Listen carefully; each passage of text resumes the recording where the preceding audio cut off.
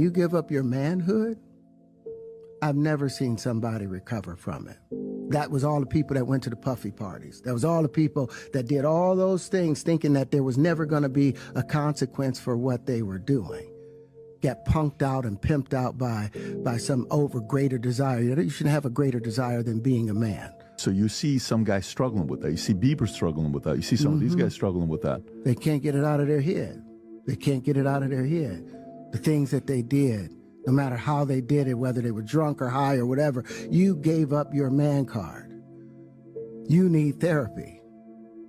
And that's the thing that hurts them the most. And so they end up on drugs, end up every way to try and get rid of any principles there are. And that's what the business does. And the women that trade their bodies to go and get the role, they get to the point where they have their Oscar, they have their money, but they don't have their dream. They don't have the soul that they started with. So it's like achieving don't mean anything. If I get all the Nobel Prizes from doing all of this, but in the process I have to trade out all of my integrity to do it so that they can stay in place, what benefit is that if I lose my integrity? You got to go in as a principal. And what we were brought in here as men. Did you ever have the opportunity where you got invited and you said no to it? Hell yeah.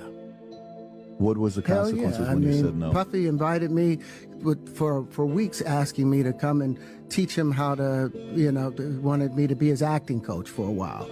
Go there and he's sitting around just looking. I'm like, okay, what's the material you want to work on? He's just looking at me.